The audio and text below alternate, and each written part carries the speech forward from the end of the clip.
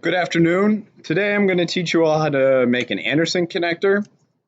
So for this activity, you're going to each get a piece of zip wire. This is about 6 inches long, and zip wire is called zip wire because you can pull it apart in the middle.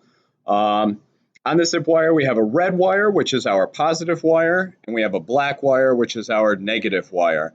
We use Anderson connectors for all of our power connections on the robot so that we can easily connect and disconnect components and replace them if something were to go wrong. So today I'm going to walk you through the process of being able to produce one. So you're going to need a body, a red body and a black body, which the group leaders will be able to get for you. You're going to need a wire. You're going to need a piece of tape to put your name on. You're going to need some connectors. And you're going to need a wire stripper. Okay, so zip wire comes in all different gauges. This gauge, however, that we're going to be working with today is gauge 12. So when we look at the wire stripper, and if we look closely here, which is hard to see, but if you look at your wire stripper, on the side, they're labeled with an AWG, which stands for gauge, and it goes in this particular set from 20 down to 10. You want to make sure that you're using a set that has a number 12 in it, because that's the gauge wire that we're using. When we go through, we're going to take one of these connectors, and this connector here has basically two components. It has the part that is going to interlock on the ends, and it has the part that's going to connect to the wire itself. So when we go to set this up, we are going to remove as much of the wire as we need so that the wire seats all the way to the top of the connector, but not so much that there's a lot left hanging over of unexposed. So we're going to remove about 1/4 of an inch of jacket from each of these wires. So to do that, we're going to put the wire in the number 12 spot. We're going to go all the way to the bottom, open it a tiny bit, and pull it out. Okay, that removes the jacket from the wire and gets us ready to put the Anderson connector onto it. We're going to do the same thing on the opposite side. We are going to all the way down, open it up a tiny bit, and pull it out. Okay, so that we're left with these wires as well. We really want both of these wires to be stripped to the same point relative to the rest of the wire. Okay, and again, they're going to be about 1/4 of an inch long. I'm just twisting these up together so that they get to be a little bit easier to manage. Stranded wire, which we use primarily in robotics, is much more flexible than solid wire, but a lot more difficult to put into connectors as we go through. When we put our connectors on, we want to make sure that both connectors are facing the same direction. There's a little hook on the bottom of this connector, and we want that hook to either face down in reference to the flat part of the wire or face up in reference to the flat part of the wire.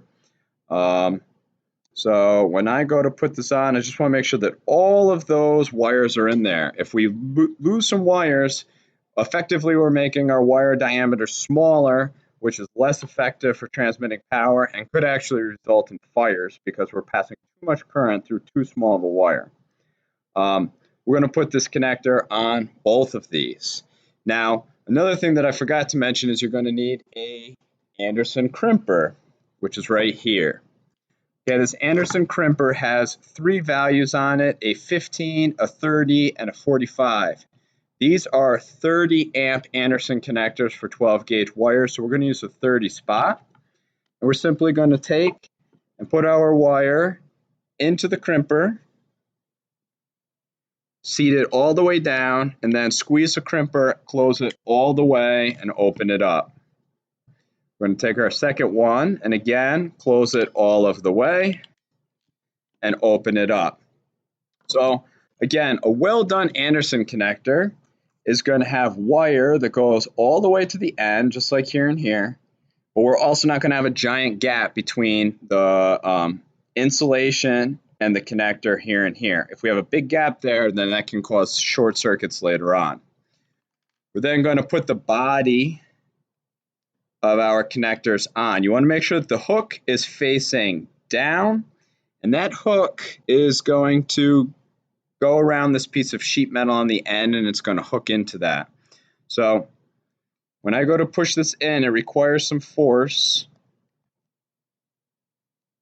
and it might even require a tool, which we're going to talk about here. This is an Anderson removal tool, but we can tuck that in there too.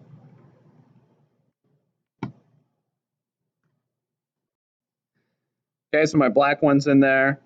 My red one I'm just going to push in too. Okay, and they click into place. And once they're in place, you shouldn't be able to pull them off. These can also slide together like this. Okay, so here's our connector. The red body is on the red wire, the black body is on the black wire, and the connectors are on the inside. Now, you're going to show this to the leaders at this point here, so I can check you off, but we're also going to collect this. But before we do that, we want to collect these bodies back from you because these are kind of expensive to replace, and we really want to be able to see how you crimped your wire underneath. So the next part about this is how to disconnect them. So first of all, these bodies slide past one another, or you can peel them apart. The next thing, I'm going to try and, it's a slightly better view here. We need to separate out this hook from the sheet metal underneath. So with our tool, the tool has like this little Y at the end of it. Let's see if I can get that into focus. So we have this little piece at the end. We are going to hook that around the bottom and separate the hook from the sheet metal below and pull it out. Once you've got it separated, you can probably pull the tool out. Then you can pull the connector right off. You do the same thing over here. Again, we need to put this in between the sheet metal and the hook, and you kind of spin it to separate them. Pull on it to start that process.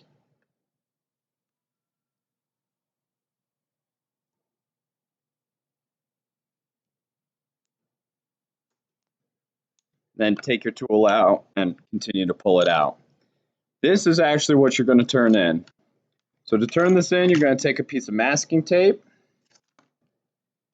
and a Sharpie marker, and you are going to clearly, and this is probably not going to come out right, but you're going to clearly, on the video at least, clearly write your name. In my case, Mr. Ashline.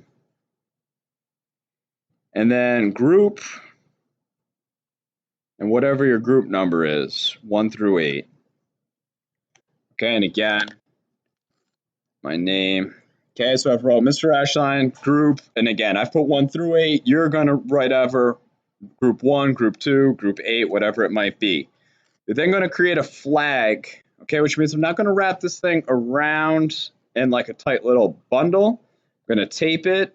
I'm going to tape it to itself so that the tape is hooked onto the wire, but I can clearly read the name and what group number I'm in. And again, this is going to be here and here. At that point, you're going to give this to the group leader, or you're going to put it into your group bin and be able to hold on to this for, we'll hold on to this later on for your evaluation before your applications. This is a quick little video on creating an Anderson connector. Again, we're going to use these for every type of power connection that we put onto the robot. If you have any questions, see your group leader or see me, Mr. Ashline.